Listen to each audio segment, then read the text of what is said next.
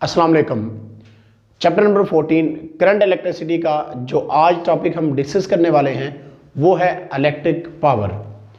तो सबसे पहले हम आपको बताते हैं कि इलेक्ट्रिक पावर जो है वो क्या होती है, उसके बाद इसकी मैथमेटिकली फॉर्म भी होगी और यूनिट ऑफ पावर के बारे में आपको बताएंगे और बिगर यूनिट ऑफ पावर जो है वो क्या होता है वो भी आपको बताएंगे। और वीडियो के लास्ट पे हम आपको बताएंगे कि आपने इलेक्ट्रिसिटी का बिल जो आपके घरों में आता है आपने उसको कैलकुलेट कैसे करना होता है, उसका तरीकाकार भी आपको बताएंगे। तो सबसे पहले इलेक्ट्रिक पावर को डिफाइन करते हैं और इसको देखते हैं कि इलेक्ट्रिक पावर बेसिकली होती क्या है। तो इलेक्ट्रिक पावर जो इलेक्ट्रिक जो है बेसिकली ये क्या है, इलेक्ट्रिसिटी ही है।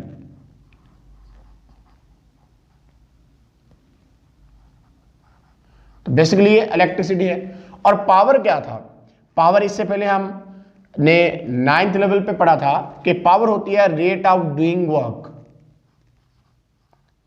रेट ऑफ डूइंग वर्क, या हम ये भी कह सकते हैं कि rate of doing work unit time. In unit time में जो काम होता है, इकाई वक्त में काम करने की जो शरह होती है उसको हम बोलते हैं कि पावर है। और पावर का फार्मूला वहां पे हमने पढ़ा था कि power P is equal to W/T थी। यानी अब हमारे पास वर्क क्या होगा और टाइम कैसे होगा। तो देखिए जब कंडक्टर कोई हमारे पास है तो उसके अंदर ये हमारे पास है कंडक्टर जी। अब कंडक्टर के अंदर जो है वो चार्जेस जो है वो फ्लो करेंगे। अब इसी तरह से अब जिस तरह से कि बल्ब रोशन होते हैं तो उनके अंदर लाइट प्रोड्यूस होती है और साथ में हीट भी प्रोड्यूस होती है। अब कंडक्टर अगर वायर हमारे पास है तो वायर के अंदर जब करंट पास होता है, चार्जेस फ्लो करते हैं, तो जिसको हम इलेक्ट्रिसिटी का नाम देते हैं और इससे हमें इलेक्ट्रिकल एनर्जी हासिल होती है। अब जो वर्क होगा वो ऐसे होगा कि अगर कंडक्टर के अक्रॉस पोटेंशियल डिफरेंस जो है वो V है और Q चार्ज इसमें से फ्लो हो रहे हैं, तो हमारे पास जो इससे इलेक्ट्रिकल एनर्जी बनेगी या वर्क बनेगा वो इज इक्वल टू किसके होगा, वो QV के इज इक्वल टू होगा। यानी Q चार्ज जो इसके अंदर मूव करते हैं और V कंडक्टर के क्रॉस जो पोटेंशियल का डिफरेंस था। तो अब इलेक्ट्रिक पावर के वर्ड से आपको पता लग गया होगा कि मैं किस चीज की बात करने जा रहा हूं। मैं यहाँ पे इलेक्ट्रिसिटी की बात करूंगा, लेकिन अब क्या होगा, इलेक्ट्रिसिटी की जब बात आ गई तो इसका मतलब करंट है। और करंट क्या है, rate of flow of charges था, यानी चार्ज क्या करते हैं, फ्लो करते हैं।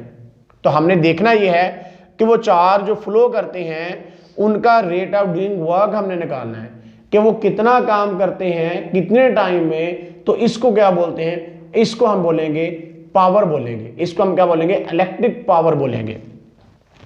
तो डेफिनेशन को देखिएगा जरा, amount of energy supplied by current in unit time, यानी amount of energy supplied by current. अब करंट एनर्जी जो है वो क्या कर रहा है, सप्लाई कर रहा है यूनिट टाइम में, यानी इकाई वक्त के अंदर जो एनर्जी सप्लाई हो रही है, अमाउंट ऑफ एनर्जी सप्लाई हो रही है, उसको हम किसका नाम देते हैं, उसका हम नाम देते हैं कि ये इलेक्ट्रिक पावर है हमारे पास। अब मैथमेटिकली अगर देखें हम तो electric power is equal to होगी electrical energy divided by time. अब इलेक्ट्रिकल एनर्जी यहाँ पे W के इज इक्वल टू है, इलेक्ट्रिक पावर को P से और टाइम को हम किससे रिप्रेजेंट कर रहे हैं, टाइम को T से रिप्रेजेंट कर रहे हैं। तो इसका मतलब कि इलेक्ट्रिक पावर का फार्मूला हमारे पास बना P is equal to W/T। अब इस तरह से आप इसको समझ सकते हैं जैसे 2 पर्सन्स हैं, 2 अशखास हैं।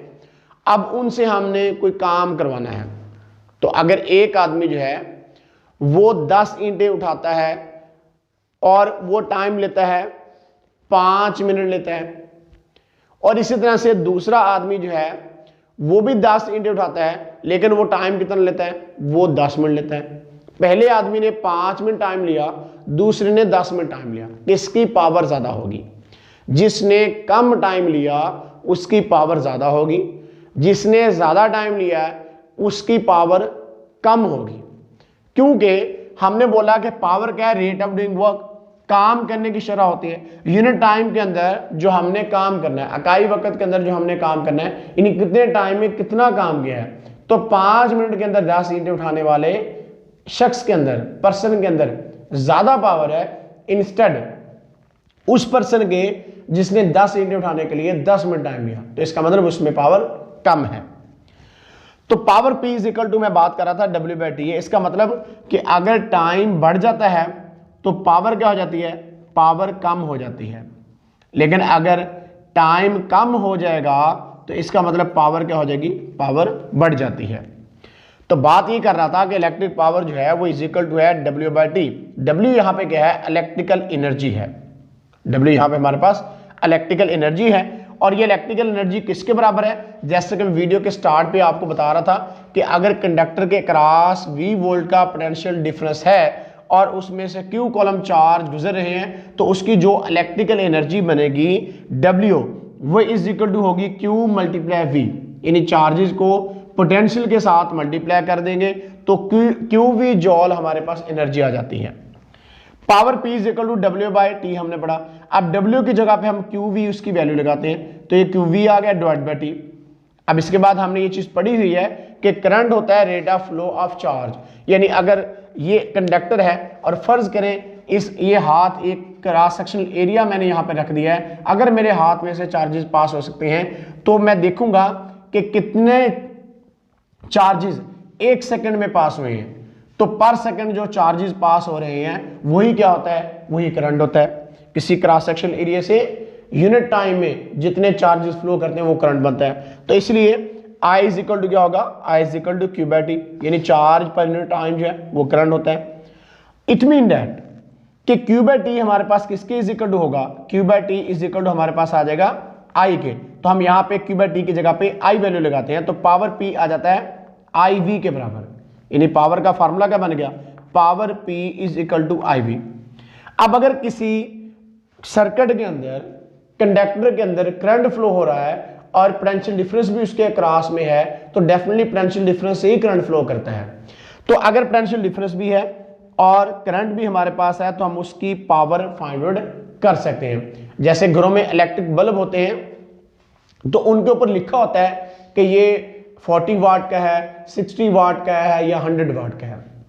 तो ये बात अक्सर सुनने को आपको मिली होगी कि पहले जो येलो कलर के बल्ब आते होते थे वो एनर्जी को ज़्यादा कंज्यूम करते थे और 100 वाट का बल्ब होता था। तो अब जो एनर्जी सेवर आते हैं वो बहुत थोड़ी एनर्जी कंज्यूम करते हैं और उनकी ब्राइटनेस भी ज़्यादा होती है। तो वो 40 वाट का भी आप लगा लो या आप कह लो कि 30 वाट का अगर आपके पास है या 60 वाट का लगा लो, तो 100 वाट का जो बल्ब लगाते थे हम येलो कलर के पहले चलते होते थे उनसे ज़्यादा ब्राइटनेस देता है।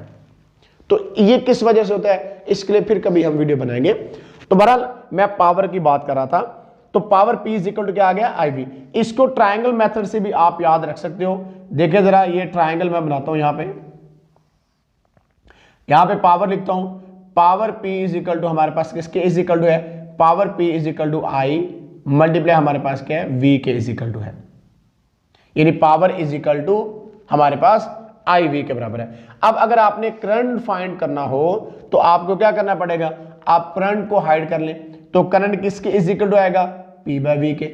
अगर आपको V फाइंड करना है तो V को आप हाइड कर लें तो ये किसके बराबर आएगा, V इज इक्वल टू आएगा P/I के। यानी इस तरह से इस पावर के फार्मूले को आप आसानी के साथ याद रख सकते हैं। अब जब किसी सर्किट के अंदर से करंट पास होता है तो डेफिनेटली सर्किट के अंदर रेजिस्टेंस भी लगी होती है। अब अगर सर्किट के अंदर रेजिस्टेंस लगी हुई है, यानी अगर मैं यहाँ पे ये दिखा सकूं कि ये हमारे पास सर्किट के अंदर ये रेजिस्टेंस R लगी हुई थी, तो जब करंट इस रेजिस्टेंस में से करंट पास होगा तो इसकी वजह से क्या होगा, इसकी वजह से यहाँ पे हीटिंग इफेक्ट होगा। रेजिस्टेंस का काम क्या था, रेजिस्टेंस जो है वो opposition to the flow of current करती है और यहाँ पे क्या होगा, डेसिपेशन ऑफ एनर्जी हो रही है, जिस वजह से क्या हो रहा है, जब करंट इस रेजिस्टेंस में से पास होता है तो यहाँ पे हीटिंग इफेक्ट प्रोड्यूस होगा। तो अगर यहाँ पे हीटिंग इफेक्ट प्रोड्यूस हो रहा है तो इसका मतलब हम रेजिस्टेंस के लिहाज से भी पावर का हमें फार्मूला बनाना पड़ेगा। तो V is equal to IR होता है। बाय ओहम लॉ हमने देखा था कि वोल्टेज जो होता है वो इज इक्वल टू होता है IR के, यानी potential is equal to IR। I इसमें करंट होता था और R इसमें क्या था, रेजिस्टेंस था।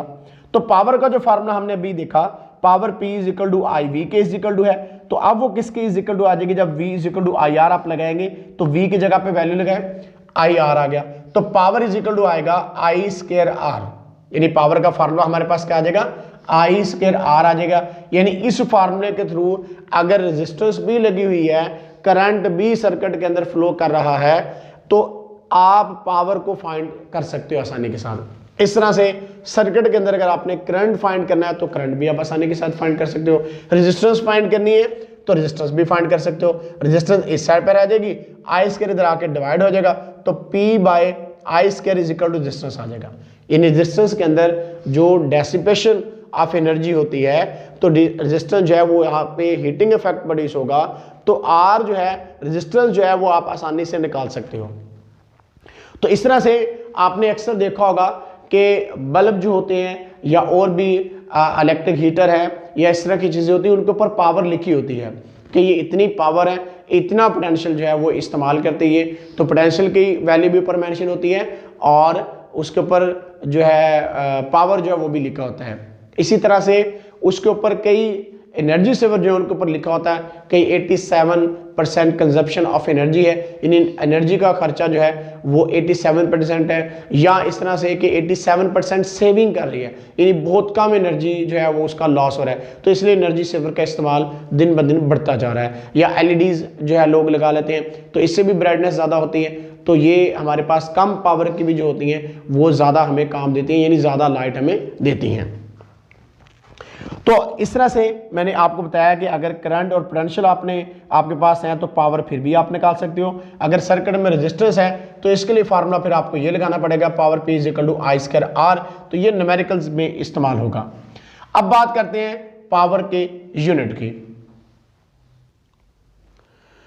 तो यूनिट ऑफ पावर जो है इसको देखते हैं अब। तो unit of power is watt, power का जो यूनिट है वो वाट है। तो वाट कैसे आता है, अब देखिए पावर का हमने फार्मूला पढ़ा था कि power P is equal to होती है W बाई टी के। वर्क को हम जॉल में लेते हैं, टाइम सेकंड में लेते हैं, तो जॉल पर सेकंड जो होगा वो हमारे पास वाट के इज इक्वल टू होता है। यानी यहाँ पे हम निकाल के भी आपको दिखा सकते हैं कि power P is equal to W by t होती है। तो वर्क किस में लेते हैं हम, जॉल में, टाइम किस में लेते हैं, सेकंड में, तो ऊपर जाएगा ये जॉल पर सेकंड बन जाएगा जो कि वाट के इज इक्वल होता है। तो ऐसी unit of power is watt, watt जो है ऐसी यूनिट है। और अब हम डिफाइन कर लेते हैं कि 1 वाट पावर जो है वो किसके इज इक्वल टू होगी। When 1 joule of work is done in unit time power will be 1 वाट। जब 1 जूल वर्क आपको करना पड़ेगा यूनिट टाइम के अंदर, इकाई वक्त के अंदर, तो जो पावर हमारे पास बनेगी वो किसके इज इक्वल टू होगी, 1 वाट इज इक्वल टू होगा 1 जूल पर सेकंड। अगर 1 जूल काम करना पड़ा और टाइम 1 सेकंड लगे तो पावर जो हमारे पास बनेगी वो 1 वाट बनेगी। यानी अगर 1 जूल काम आपको करना पड़ रहा है 1 सेकंड में, तो जो पावर हमारे पास हासिल होगी वो 1 वाट होगी। और मैं पहले भी जैसे बता रहा था कि पावर जो है उसको आपके घरों में बल्ब इस्तेमाल होते हैं 60 वाट का, 100 वाट का, तो वो बल्ब जो होते हैं वो 1 सेकंड के अंदर जब करंट अपनी वैल्यूज जो है उसको चेंज कर रहा होता है, यानी प्लस 0.71 और -0.71 में, तो उस टाइम 50 दफ़ा, यानी आप 50 टाइम जो है वो तब्दीली होती है, लेकिन आपको रोशनी जो होती है बल्ब की वो यकसा दिखाई देती है, यानी एक जैसी रहती है। ये नहीं होती है कि बल्ब कभी ऐसे ऐसे करने लग जाए, लाइट कम देने लग जाए, ज़्यादा देने लग जाए अचानक से, तो ऐसा नहीं होता, क्योंकि ये तब्दीली जो है वो बड़ी तेज़ी के साथ होती है। जब ये तब्दीली इतनी तेज़ी के साथ होगी तो इस वजह से क्या होता है, इतनी तेज़ी के साथ तब्दीली होने की वजह से आपको बल्ब की रोशनी जो होती है वो यकसा दिखाई देती है।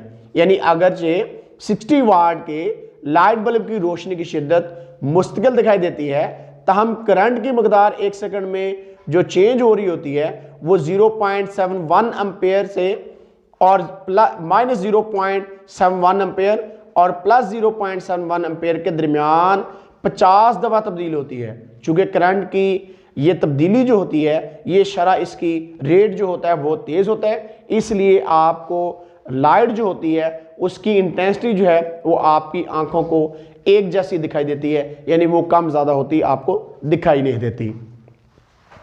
तो ये था मैं बता रहा यूनिट ऑफ पावर का। अब यूनिट ऑफ पावर मैंने बताया वाट है। अब इलेक्ट्रिकल एनर्जी जो है इसको जब बड़े पैमाने पर इस्तेमाल किया जाता है तो ये बहुत ज़्यादा मकदार में इस्तेमाल होती है, तो इसलिए वहाँ पे ये पावर का यूनिट वाट जो है ये एक छोटा यूनिट है, वहाँ पे ये हमारे काम जो है वो उसको आसान नहीं बना सकता, इसलिए हम पावर का यूनिट फिर किलो वाट आवर यूज़ करते हैं। तो किलो वाट क्या है, किलो होता है 10 की पावर 3 वाट, और आर क्या है, घंटा है। एक घंटे के अंदर 3600 सेकेंड्स होते हैं।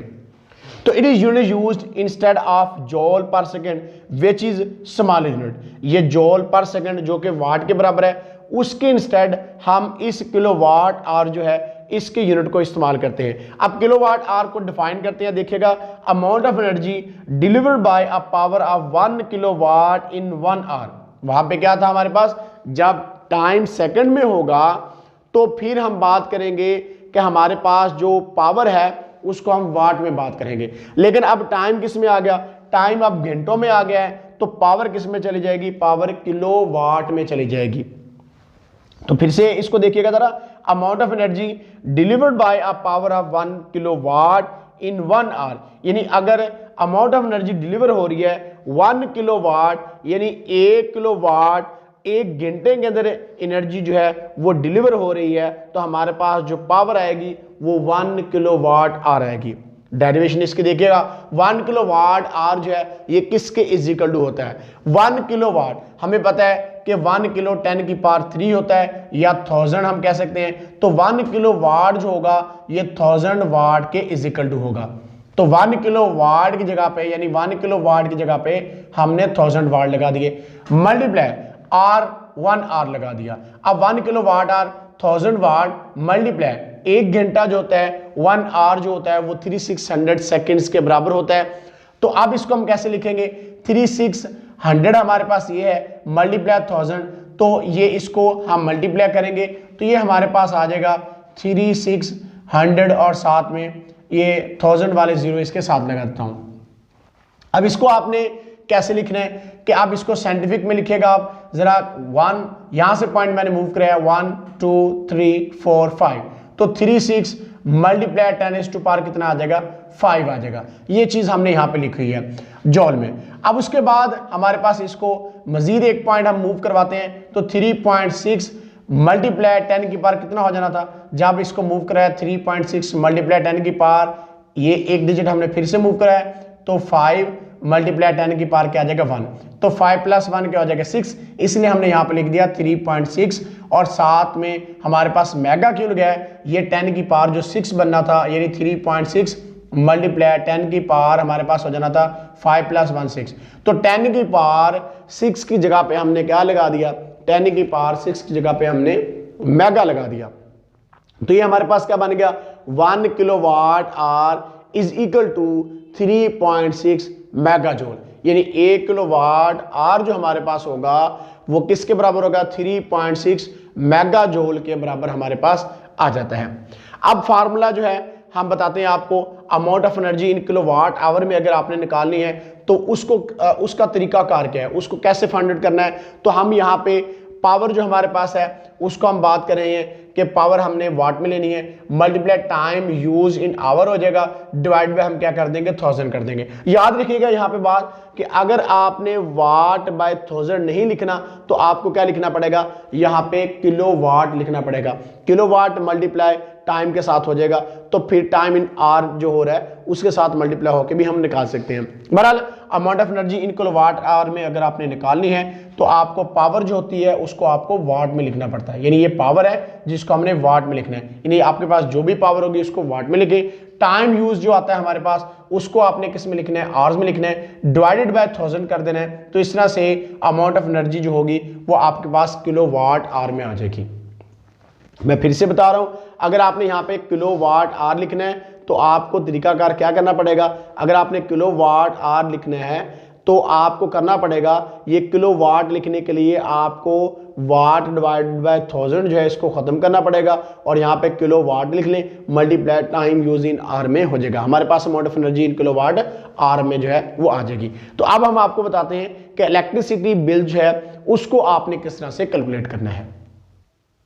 हमारे घरों में लगा हुआ इलेक्ट्रिक मीटर सर्फ होने वाली इलेक्ट्रिकल एनर्जी को किलोवाट आवर के यूनिट में मापता है और इसी हिसाब से हमें इलेक्ट्रिसिटी का बिल जो है वो अदा करना पड़ता है। अगर इलेक्ट्रिसिटी की कीमत फी किलोवाट आवर यानी फी यूनिट मालूम हो तो इलेक्ट्रिसिटी के बिल का हिसाब हम इस तरीकाकार से जो है वो आसानी के साथ लगा सकते हैं। यानी आपको करना क्या पड़ेगा, कॉस्ट ऑफ इलेक्ट्रिसिटी जो है वो हम आसानी के साथ निकाल सकते हैं, यानी बिजली का बिल जो है उसको आसानी से फाइंड आउट कर सकते हैं। नंबर ऑफ यूनिट्स कंज्यूम जितने हुए उनको हमने यहाँ पे लिखना होता है मल्टीप्लाई कॉस्ट ऑफ 1 यूनिट, यानी जितनी एक यूनिट की वैल्यू होती है, एक यूनिट की कीमत होती है, उसको मल्टीप्लाई कर दो नंबर ऑफ यूनिट कंज्यूम, यानी जितने यूनिट्स आपने इस्तेमाल किए हैं उनको अगर हम मल्टीप्लाई कर दें कॉस्ट ऑफ 1 यूनिट, यानी एक यूनिट की कितनी कीमत है उससे मल्टीप्लाई करके हम कॉस्ट ऑफ इलेक्ट्रिसिटी यानी बिजली के बिल का हिसाब लगा सकते हैं।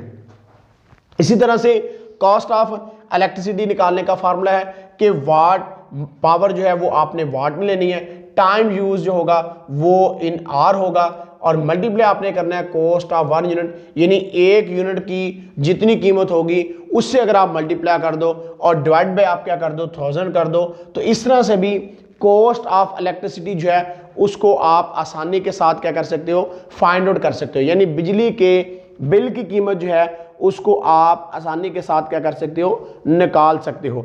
अब उसके बाद एक बड़ी अहम बात कि सर्फशुदा एनर्जी की मकदार मालूम करने के लिए वक़्त सेकंड्स में और पावर जो होती है उसको वाट में होना चाहिए। इसी तरह से अगर आपने कीमत निकालनी है तो कीमत मालूम करने के लिए पावर को हम किलोवाट में और वक़्त जो होता है उसको हम किस में लेते हैं, वक़्त को हम घंटों के अंदर जो है वो लेते हैं। तो इस तरह से हम आसानी के साथ जो है वो निकाल सकते हैं। यानी अगर आपने आपके घर में कोई एनर्जी सेवर लगा हुआ है तो उसका आपने बिल फाइंड करना है कि उसका बिल जो है वो कितना आएगा, तो आपको सबसे पहले जो है वो पावर जो होगी उसको किलोवाट में लेके जाना पड़ेगा।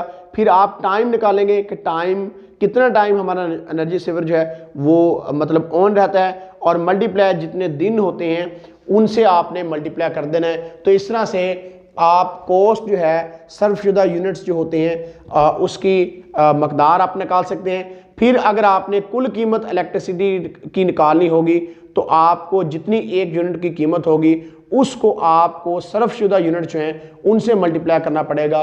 तो इस तरह से आप आसानी के साथ इलेक्ट्रिसिटी की जो कीमत है यानी आपको एक एनर्जी सेवर का अगर आपने बिल निकालना है तो वो भी आप आसानी के साथ निकाल सकते हैं। इस तरह से अगर आपने पंखे का निकालना है तो आप पंखे का भी आसानी के साथ निकाल सकते हैं।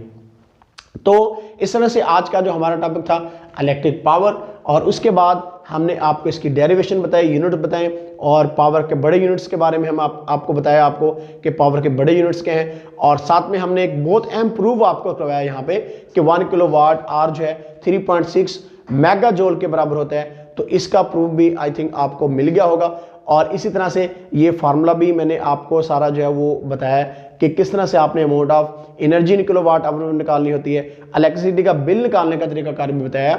और ये जो प्रूफ मैंने आपको बताया था कि 1 किलोवाट आवर, ये बहुत इंपॉर्टेंट है, ये पेपर में एमसीक्यूज में आ सकता है, शॉर्ट क्वेश्चन में भी आ सकता है, क्योंकि 1 किलोवाट आवर जो है 3.6 मेगा जूल के बराबर होती है। बिकॉज यहाँ पे किलोवाट आवर में पावर ली थी, वाट मल्टीप्लाई हमारे पास आर था, तो उसके बाद हमने आर को सेकंड में किया था तो हमारे पास वाट सेकंड जो है वो जूल के बराबर होता है। तो ये मैं आपको ज़रा यहाँ पे बता देता हूँ कि वाट सेकंड जूल के बराबर किस तरह से आता है। पावर जो होती है वो W/T होती है। तो अगर हमारे पास पावर वाट में है तो वर्क हम किस में लेते हैं, वर्क हमारे पास जूल में है और टाइम किस में है, सेकंड्स में है। तो इस तरह से जूल इस साइड पर रह जाता है, वाट मल्टीप्लाई क्या हो जाता है, सेकंड्स हो जाता है। तो जूल इस साइड पर रह गया, सेकंड इधर डिवाइड इधर आकर मल्टीप्लाई, तो वाट सेकंड जो है वो जूल के बराबर होता है, इसलिए हमने यहाँ पे जूल लगाया। और मेगा आपको पता है 10⁶ होता था, तो इस वजह से मेगा आ जाता है। तो इस तरह से 1 किलोवाट आवर जो है ये 3.6 मेगा जूल के इक्वल होता है। ये आपने लाजमी शॉर्ट क्वेश्चन भी आ सकता है पेपर में, और ये एमसीक्यूज के लिए भी बहुत ज़्यादा इंपॉर्टेंट होता है, तो इसको आपने लाजमी तैयार करना है। इसी तरह से अगर हमारे पास पावर जो है वो किलोवाट में होती है, तो उसके लिए भी हम निकाल सकते हैं। फिर पावर यहाँ पे किलोवाट में आ जाएगी और उसके बाद हमारे पास टाइम जो होगा वो आर में आ सकता है, यानी घंटों में आ सकता है। तो बहरहाल ये इलेक्ट्रिकल एनर्जी का एक कमर्शियल यूनिट होगा किलोवाट आवर जो है, जो कि यहाँ पे आप कह सकते हो कि इलेक्ट्रिकल एनर्जी का या वर्क जो है उसका यूनिट बन जाता है। तो इस तरह से आज का हमारा टॉपिक जो है इलेक्ट्रिक पावर जो है वो खत्म हो जाता है। तो आज के लिए इतने ही, फिर मिलेंगे इंशाल्लाह, तब तक अल्लाह हाफिज़।